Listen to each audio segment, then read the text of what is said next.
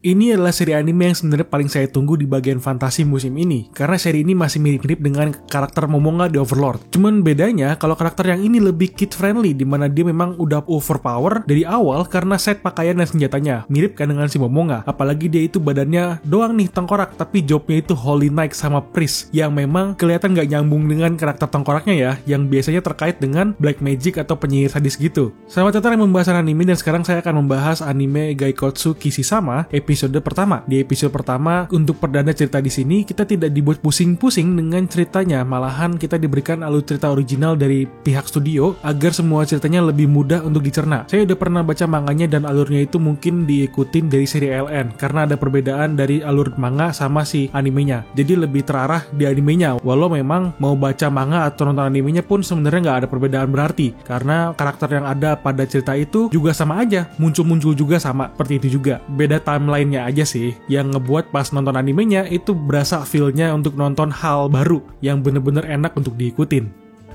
Pada awal episode, tidak tanggung-tanggung, kita disuguhkan sebuah adegan yang memang bukan untuk anak-anak tonton, karena ada adegan di mana seorang putri bangsawan yang sedang diserang bandit dan ingin dimainkan oleh mereka. Dan di saat genting itulah, baru deh si Ark, sang MC kita di sini langsung teleport ke bagian belakang bandit dan memotong bagian badan mereka dengan halus sampai ke belah dua badannya. Baru deh, pada saat itulah kita bisa mendengar suara dari si Ark yang memperkenalkan dirinya dan merasa tidak tahan dengan perbuatan daripada bandit ini. Lalu setelahnya, baru deh kita bisa melihat keadaan Ark yang baru saja terbangun dari tidurnya, yang tiba-tiba dia udah berada di tubuh baru atau Ark yang seorang manusia dulunya sekarang berpindah ke badan karakter game yang sering dimainkan olehnya ketika masih menjadi manusia. Dan ketika dia memeriksa perlengkapan tempurnya sendiri, dia malahan kegirangan gitu ya, karena dia merasa sudah berpindah dunia dan masuk ke dunia game atau dunia fantasi lah sebenarnya. Karena ketika saya ngikutin manganya, di sepanjang perjalanan dia menjelajahi dunia itu, monster yang ada memang seperti dunia game biasanya, namun histori kerajaan dan suasana yang ada di situ tuh beda dengan dunia game yang pernah dia mainkan. Jadi ada kemungkinan si Ark ini berpindah ke dunia fantasi dengan tubuh karakter gamenya sendiri sebagai pengganti skill buatan dewa yang memang lebih menarik seperti ini kan. Dan backgroundnya jadi seperti apa? Seperti Overlord juga jadi ujung-ujungnya ya. Setelah dia memeriksa perlengkapan armor senjatanya, dia pun akhirnya melihat kemampuan yang dia miliki, apakah masih sama dengan skill yang ada pada gamenya. Ketika dicoba pun, dia kelihatannya bisa menggunakan semua skill yang dia miliki sebagai job Holy Knight. Namun ada tambahan lagi nih, ternyata dia pun bisa menggunakan sihir api yang hanya bisa digunakan jika kamu memiliki job sebagai penyihir atau mage. Makanya kita di sini bisa mengetahui bahwa ternyata Ark itu punya banyak job sebelum menjadi Holy Knight dan Priest, dimana dia pernah menjadi penyihir, summoner, prajurit, hingga ksatria biasa. Ya, kalian bisa membayangkan betapa kuatnya si Ark sekarang ini ya, ditambah responnya yang cukup lugu gitu ya, dengan kemampuan yang dia miliki sekarang. Karena memang yang bikin Ark itu beda dengan MC isekai lain tuh ya, dari situasinya dimana dia itu tidak bertumbuh pada skill yang dikasih sama dewa, melainkan yang dia dapetin sendiri, yang dia kembangin sendiri di dalam game. Dia juga mengerti bahwa skillnya itu seperti apa dari pengalaman dirinya ketika mengembangin karakter yang sedang dipakai olehnya sekarang ini. Ditambah adegan lucu kembali terjadi lagi ketika dia sedang menggunakan skill gate yang berfungsi sebagai teleport jarak jauh untuk pergi ke rumah atau kota atau tempat yang pernah disinggahi oleh si Ark ini, dimana dia ini kan belum pernah kemana-mana, jadi masih kosong gitu kan tujuannya. Oleh karena itu, ketika dia pakai gate, dia malahan terteleport ke jurang dan jatuh karena itu udah lucu banget itu adegannya pasti saya tonton, karena itu mirip-mirip candaan kartun Amerika gitu ya, tapi masih aja kerasa lucunya.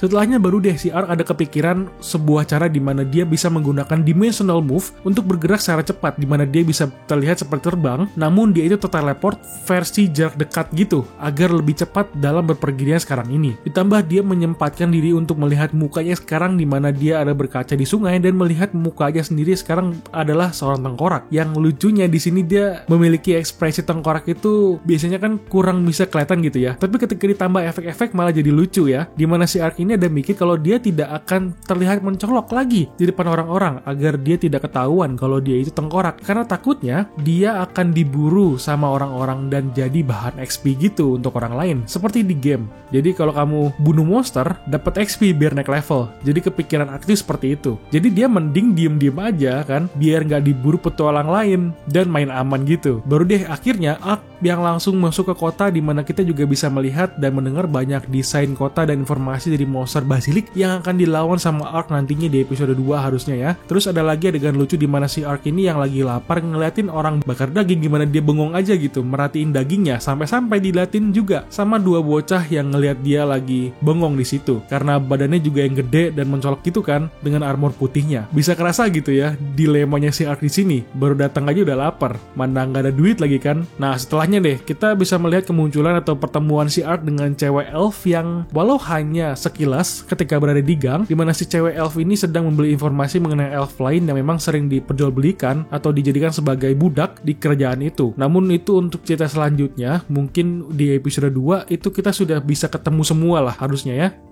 Nah pas banget tuh ya, pas Ark mau ngikutin si elf, dia ketemu dengan gedung mercenary atau guild tentara bayaran gitu, atau lebih gampangnya guild petualang deh, karena kinerjanya itu mirip-mirip. Di sini Ark yang langsung berbicara dan untuk ngelamar menjadi petualang, langsung berbicara dengan gaya suara berat gitu ya, agar terlihat lebih menghayati seperti suara seorang Holy Knight. Suaranya pun dirubah menjadi lebih berat gitu, seperti si Momonga di seri sebelah. Dan Ark pun menerima tes dari guild untuk menangkap hewan buas, monster atau membasmi bandit sebagai bagian dari tesnya. Jadi tinggal pilih aja tuh salah satu dari ketiga itu. Baru deh ketika Ark ingin keluar, ada kesalahpahaman terjadi di mana si Ark itu terlihat seperti kesatria hebat atau orang elit yang bisa bekerja dengan gampang. Tapi dia itu nyampe mau sampai-sampai bekerja kotor seperti di guild petualangnya di sini. Diceritakan kelihatan memang memiliki alasan tersendiri gitu ya sama resepsionisnya yang menggunakan alasan sebagai anaknya yang lagi sakit atau yang lainnya. Di mana hal itu membuat petualang lain yang mendengar hal itu langsung menyemangati si Ark dari belakang karena alasan yang sedih seperti itu. Jadi hal itu membuat si Ark pun berpikir bagus ya. Jadi dia pun memiliki latar belakang sebagai orang yang butuh duit gitu. Dan bagusnya dalam cerita di sini tuh nggak ada yang nyeleneh dan ngeremehin si Ark gitu ya. Malahan semuanya itu pada sopan semua dan ngebuat hal sopan itu jadi hal aneh dan lucu gitu jadinya. Akhirnya si Ark langsung menuju hutan untuk berburu dan menyelesaikan questnya di sini. Dan dia tiba-tiba disamperin sama si Orc, sebuah monster kroco yang sering dilawan ketika di dalam game. Dimana hal itu membuat Ark itu langsung kegirangan gitu ya untuk bertarung. Tapi ya dengan mudah gitu kan dia nebasnya. Tentu kita bisa melihat dari awal memang animasi penebasan itu dibuat sejelas mungkin. Saya aja sampai kaget loh pas ngelihatnya. Niat banget gitu kan. Detail penebasan lawannya dibuat jelas banget. Rada serem tapi rada seru juga ketika ditonton. Campur aduk gitu feelingnya. Baru di setelahnya, Ark yang ingin pulang ke kota ada menemui sebuah kelompok karavan bangsawan yang sedang diserbu oleh atau diserang oleh bandit, di mana si Ark mulai berpikir untuk membantu atau tidak karena lawannya itu manusia. Apalagi Ark ini kan gak naif ya, karena dia juga menyadari kalau ini tuh udah jadi kenyataan baginya dan bukan di dalam game biasa yang cuman NPC lawannya. Ini orang asli atau manusia asli dan dia pun harus memiliki rencana terlebih dahulu sebelum bertindak gegabah. Nah, ini nih yang gue suka dari serinya. Si MC dari awal udah kelihatan kalau dia ini sadar kalau itu tuh dunia nyata. Jadi perilaku yang dilakukan pun tidak boleh sembarangan. Makanya di sini nih yang menarik perhatian para teman-teman juga ya, yang lagi nyari MC berkepala dingin plus ada komedinya. Udah pas banget dari serinya.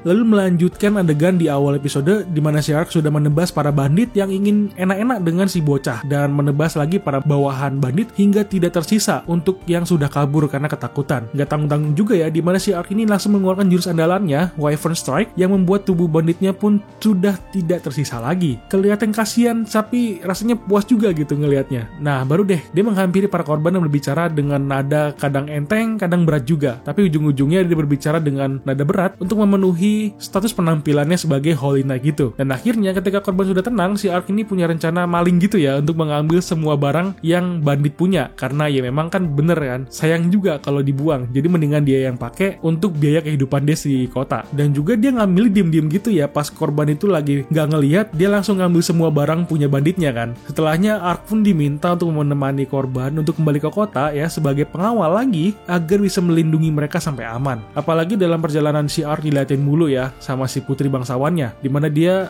udah berasa seperti dalam buku cerita gitu, diselamatkan oleh satria baju putih. Dan lagi-lagi ada kan komedinya di sini, dimana si Ark yang malu-malu karena diliatin mulu, terus di helmnya tuh ada bulatan merah yang menandakan Ark lagi malu-malu gitu. Jadi makin lucu dan gemes gitu pas nontonnya. Nah baru dia masuk ke endingnya, si Ark yang sudah kembali ke kota dan ke guild petualang pun bisa mendapatkan lisensi sebagai tentara bayaran di sana dan langsung saja memesan kamar dan memesan makanan yang banyak banyak agar bisa memuaskan rasa kepuasan si Ark ketika makan dengan badan tengkoraknya ya, karena sudah berhasil menyelesaikan misi yang sekarang ini. Dan dia pun sudah mulai merencanakan untuk selanjutnya agar bisa hidup dengan tenang dan tidak menonjol. Yang padahal nanti di episode 2 dia sudah dapat pet dan pastinya akan bertemu dengan si elf lagi. Mantap deh ceritanya di sini ya.